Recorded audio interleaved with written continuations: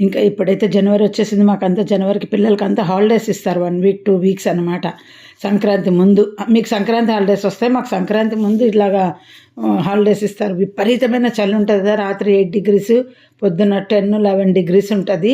ఇంకా 2 థర్మల్స్ వేసుకుంటాము, స్వెటర్ వేసుకుంటాము, అన్నీ షాల్ వేసుకుంటాము. మగవాళ్ళు అయితే మఫ్లరు.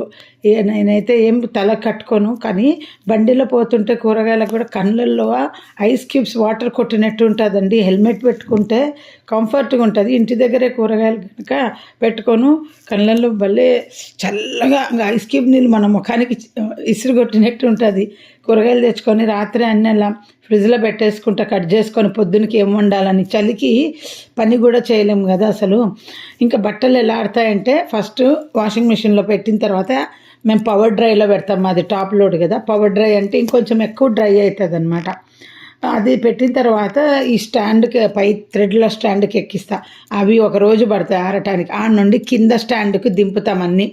ఆ కింద స్టాండ్లో మళ్ళీ ఒక రోజు ఉంచుతా.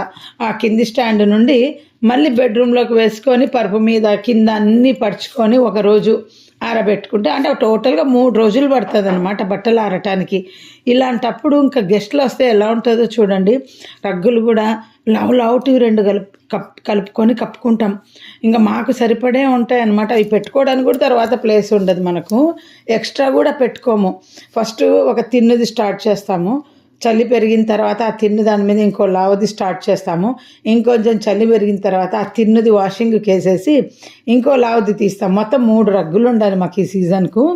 ఆ బరువుగా మన ఒళ్ళు మీద అది ఎంత బరువు అంటే చిన్నపిల్లలు లేక బతికిపోయినాను అనిపిస్తుంటుంది. నా పిల్లలు పెద్దగైనాక ఈ ఢిల్లీకి వచ్చామని మా గురువుగారు చెప్పారండి. ఒకప్పుడు మా చిన్నప్పుడు సత్సంగం వింటున్నప్పుడు అప్పుడు మాకు ఈ నార్త్ గురించి ఢిల్లీ నుండి వచ్చేవాళ్ళు శిష్యుల ద్వారా ఎంత చలి ఉంది, మైనస్ పోతుంది, 1 degree మైనస్లో ఉంటాం మేము అని చెప్తుంటే వింతగా చూసేదాన్ని అనమాట. అంటే బెంగాల్లోనే మాకు చలి ఎక్కువ ఉండేది, వాళ్ళు మాకు ఇదేం పెద్ద చలి కాదు అని చెప్తుంటే వింతగా అది గుర్తు వస్తుంటుంది. సో అప్పుడు మా గురువుగారు చెప్పేవాళ్ళు భవిష్యత్తులో నార్త్లో నుండి చలి అంతా సౌత్కి షిఫ్ట్ అవుతుంది అని. ఇప్పుడు హైదరాబాద్లో కూడా చాలా చలి ఉందని చెప్తున్నారు. మాకు బెంగళూరులో ఉన్నప్పుడు కరెంటు బిల్లు 1800 వచ్చేదండి. అప్పుడు ఏసీలు ఏం లేవు, ఓన్లీ గీజరు, ఇంకా అన్నీ సేమే, డిష్ వాషర్ అన్నీ సేమే. బట్ ఇప్పుడు ఇక్కడ మాకు 6000 వస్తుందండి. సమ్మర్ అయినా 6000 వస్తుంది, వింటర్ అయినా 6000 వస్తుంది. ఎందుకంటే సమ్మర్ అంతా ఏసీలో వాటికి పోతుంది, వింటర్ అంతా